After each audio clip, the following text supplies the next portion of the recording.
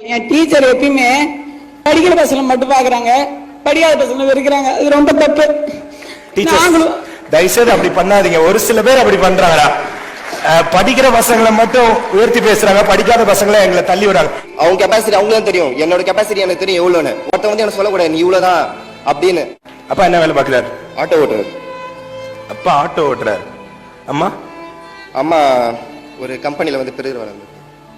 கம்பெனில ஹாஸ்பிட்டல்ல பெருகிற வேலை, அட்டெண்டர் ஆகுறாங்க. அம்மா கூட்டுற வேலை, அப்பா ஆட்டோ டிரைவர். கூட பிறந்தது அக்கா இருக்காங்க. இவரு தான் வீட்டுடைய கடைசி பிள்ளை, தம்பி. அக்கா இருக்காங்க. அக்கா கல்யாணம் ஆயிடுச்சா? இல்ல நான் படிக்கிறாங்க. அவங்க கல்யாணம் பண்ணி கொடுக்குற கடமை யாருக்கு இருக்கு? தாலியை வித்து ஃபீஸ் கட்டி படிக்க வைக்கிறாங்க. உண்மை நீங்க சொன்னது. யாரு? எங்க அம்மா. அவங்க தாலியை வித்து இவனை ஃபீஸ் கட்டி படிக்க வச்சிருக்காங்க உங்க அம்மா. தம்பி +2ல எவ்வளவு மார்க் எடுக்க போற, என்ன பண்ண போற? கண்டிப்பா விட மாட்டேன். 1100 மேல குறையெல்லாம் விட மாட்டேன். தம்பி உனக்கு ஒரு விஷயம் தெரியுமா? கள்ளக்குறிச்சி பக்கத்துல ஒரு பொண்ணு, ஆட்டோ டிரைவரோட பொண்ணு, இந்தியா லெவல்ல அச்சீவ் பண்ணா சிஏ எக்ஸாம்ல. யார் தெரியுமா? பிரேமா ஜெயக்குமார்னு ஒரு பொண்ணு. சிஏ எக்ஸாம்ல பிரேமா ஜெயக்குமார்ன்ற ஒரு பொண்ணு சார்ட்டர் அக்கவுண்ட்ல அச்சீவ் பண்ணா. அந்த பொண்ணுடைய அப்பா ஒரு auto driver. What's your ambition? Defence ஆபீசரா போகணும். எழுதி வச்சுக்கோங்க. கண்டிப்பா ஒரு ஆட்டோ டிரைவரோட பையன் டிஃபென்ஸ் ஆபீசரா போயிருக்கான், அது என் தம்பியா தான் இருப்பான். எனக்கு தெரிஞ்சு எங்க பசங்களும் சரி எங்க பொண்ணுங்களும் சரி நிறைய தப்பு பண்றாங்க. நிறைய பேர் லவ் அஃபேர்ஸ் இருக்காங்க, நிறைய பேர் ட்ரிங்க்ஸ் பண்றாங்க, நிறைய பேர் தப்பான வழியில போறாங்க. அது எனக்கு தெரியும். பட் ஆஸ் எ ஃப்ரெண்டா நம்ம என்னதான் அட்வைஸ் பண்ணாலும் அவங்க பண்றதை அவங்க பண்ணுவாங்க. ஏன்னா இது பர்சனல். ஒரே ஒரு வாரத்துல முடிச்சிடுவாங்க. நம்ம ஃப்ரெண்டா இருந்தாலும் ஒரே வாரத்துல நம்ம it's my personal, why interfering in that. But ஆனா பர்சனல், ஆனா அது அஃபெக்ட் ஆகுது நம்மளோட பேரண்ட்ஸ், நம்மளோட டீச்சர்ஸ், நம்மளோட சரௌண்டிங்ஸ் தான் அவங்களுக்கு தெரியல. என்னோட ambition to be IAS officer. நான் இது வரைக்கும் உண்மையாலுமே எங்க அப்பா தான் என்ன இங்கிலீஷ் மீடியத்துல, எங்களோட சரௌண்டிங்ஸ்ல எங்க அப்பா என்ன மட்டும் தான் இங்கிலீஷ் மீடியத்துல படிக்க வச்சிருக்காரு. எங்க அப்பா வந்து ஒரு ஆபரேட்டர், அதாவது பிளாஸ்டிக் கம்பெனில ஒரு ஆபரேட்டரா இருக்காரு. அவர் படுற கஷ்டம் எங்களுக்கு தெரியும். ஏன்னா அவ்வளவு ஹீட்ல, பிளாஸ்டிக்ல எவ்வளவு ஹீட் இருக்கும். நம்மளோட ஈவில் எஃபெக்ட்ஸ் நம்ம படிக்கிறோம் சயின்ஸ்ல. பட் அந்த ஈவில் எஃபெக்ட்ஸ் எங்களோட குடும்பத்தையே வாழ வைக்குது. ஆனா எங்க அப்பா ஒரு ஆள் சம்பளம் மட்டும்தான். எங்க அப்பா 13,000 தான் சம்பளம் சம்பாதிக்கிறாரு. என் பாப்பாவை சம்பாதிக்கணும்.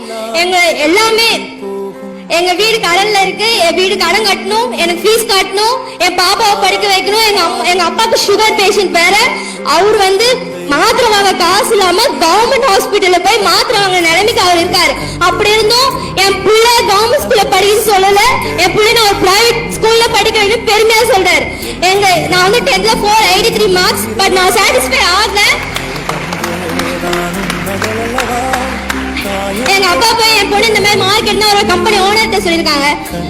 அவர் என்ன கேட்டிருக்காரு, உங்க பொண்ணோட ஆம்பிஷன் என்னன்னு. எங்க அப்பா சொல்லியிருக்காரு ஐஏஎஸ் ஆபீசர் ஆக போறலாம். உடனே அவர் சொல்ல நக்கலா சொல்லியிருக்காரு, நீ ஐஏஎஸ் படிக்கணும்னா நிறைய காசு ஆகும், செலவாகும், உன் பொண்ணு எப்படி நீ படிக்க வைப்ப அப்படின்னு சொன்னாரு. ஆனா இவ்வளவு முன்னாடி நான் சொல்றேன், கண்டிப்பா நான் 12th 490 மேல எடுப்பேன்.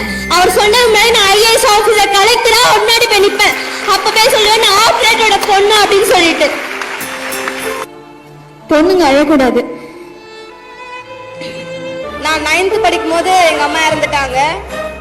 இருந்தாலும் என்ன நிறைய பேர் சொன்னாங்க, எதுக்கு இனிமே படிக்க வைக்க போற, கம்பெனில சேர்த்து இனிமே படிக்க வச்சு என்ன பண்ண போற, பொம்பளை பிள்ளை தானே அப்படின்னு சொல்லிட்டு சொன்னாங்க.